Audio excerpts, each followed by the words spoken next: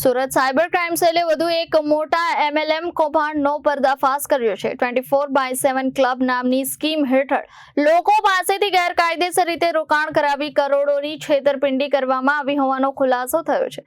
મહિને 10% રિટર્ન અને રોકાણનું 3 ગણું વળતર આપવાની લાલચ આપી સામાન્ય નાગરિકોને ફસાવવામાં આવતા હતા। પોલીસ તપાસમાં સામે આવ્યું છે કે આ કૌભાંડમાં દીપકભાઈ ડોબરિયા મુખ્ય ભૂમિકામાં હતો। દીપક ડોબરિયાએ 3000 થી વધુ રોકાણકારોની આઈડી બનાવી હતી અને દર મહિને અંદાજે 4 લાખ જેટલું કમિશન મેળવતો હતો। આ કૌભાંડમાં શૈલેષ નટુભાઈ ધામેલિયા પણ સંડોવાયેલા હોવાનું સામે આવ્યું છે। શૈલેષે 1500 થી વધુ આઈડી બનાવી રોકાણ કરાવ્યું હતું અને તેને દર મહિને રૂપિયા 2 લાખ જેટલું કમિશન મળતું હતું। રોકાણકારોના રૂપિયા મુખ્ય આરોપીને મોકલવામાં આવતા હતા અને વેબસાઇટ મારફતે પોઈન્ટ આપવાની પદ્ધતિ અપનાવવામાં આવતી હતી। પોલીસે કાર્યવાહી દરમિયાન 3 મોબાઈલ ફોન, 1 લેપટોપ, ડાયરી અને મહત્વના દસ્તાવેજો જપ્ત કર્યા છે। કુલ મળીને 1.47 લાખનો મુદ્દામાલ કબજે કરવામાં આવ્યો છે। આ મામલે સાયબર ક્રાઇમ પોલીસ સ્ટેશનમાં ગુનો નોંધાઈ તપાસ આગળ ધપાવવામાં આવી છે।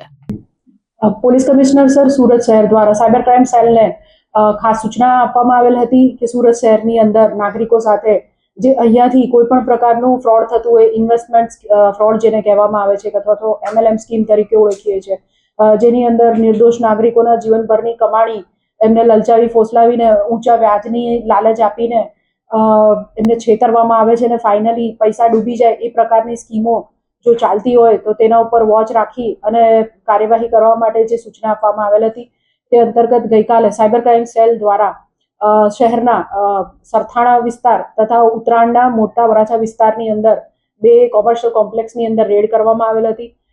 મળેલ બાતમીના આધારે રેડ કરતા કુલ સુરત સાયબર ક્રાઇમ સેલ દ્વારા આજરોજ ગુનો દાખલ કરવામાં આવ્યો છે, જેમાં મૂળ 2 આરોપીઓ દીપક ભૂપતભાઈ ડોબરિયા તથા શૈલેષ નટુભાઈ ધામેલિયા બંનેની ધરપકડ કરવામાં આવેલ છે।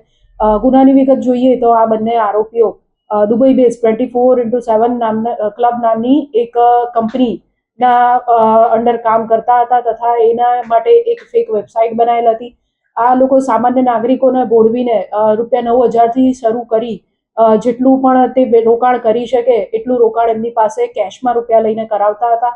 આ કરવામાં આવેલ રોકાણ બદલ તેઓને એક ફેક વેબસાઇટની અંદર લિંકથી લોગિન કરાવવામાં આવતું હતું અને એક જે ભોગ બનનાર છે અથવા તો એક જે વ્યક્તિ પાસે આવું રોકાણ કરવામાં આવે તે બીજા વ્યક્તિને પણ પોતાની આઈડીની નીચે રોકાણ કરાવે તો તમને કમિશન મળશે એમ કરી સેબી કે RBIના કોઈ પણ પ્રકારના લાયસન્સ વગર આખી મલ્ટી લેવલ માર્કેટિંગની સ્કીમ ચલાવતા હતા। વ્યક્તિઓ જે છે જે ભોગ બનનાર છે એ લોકોને 10 થી 11% જેટલી અને પોતાના નાણાં લગભગ 3 ગણા જેટલી કરી આપવાની લાલચ આપવામાં આવતી હતી। જો એક વ્યક્તિ રૂપિયા 1 લાખનું રોકાણ કરે તો દર મહિને એમને 10% પ્રમાણે રિટર્ન આપવામાં આવશે એવી લાલચ આપવામાં આવેલી હતી। આ અંગે અત્યારે સાયબર ક્રાઇમ સેલ દ્વારા વધુ તપાસ ચાલુ છે। ભોગ બનનાર કેટલા લોકો છે, કેટલા રોકાણો આવ્યા છે અને આની અંદર બીજા કયા આરોપીઓ સામેલ છે, આ લોકોની આગળની MO શું હતી વગેરે બાબતોમાં સાયબર ક્રાઇમ સેલ દ્વારા હાલ તપાસ ચાલી રહેલ છે। આમાં આરોપી દીપક ભૂપતભાઈ ડોબરિયા જે છે જેની અંદર શૈલેષ નટુભાઈ ધામેલિયા કામ કરતા હતા, આ લોકોએ લગભગ ઘણા બધા લોકોને આ પ્રકારની સ્કીમનો ભોગ બનાવ્યા છે અને એનું કમિશન મોટી મંથલી એ લોકો બહુ મોટું કમિશન નાણાંનું આ બાબત માટે મેળવતા હતા। સાયબર ક્રાઇમ સેલ દ્વારા આને લગત જે હિસાબોની ડાયરીઓ છે, લેપટોપ, મોબાઈલ ફોન વગેરે ગુનાને લગતી સામગ્રી પણ કબજે કરવામાં આવી છે, જે અંગે વધુ તપાસ અત્યારે ચાલુ છે।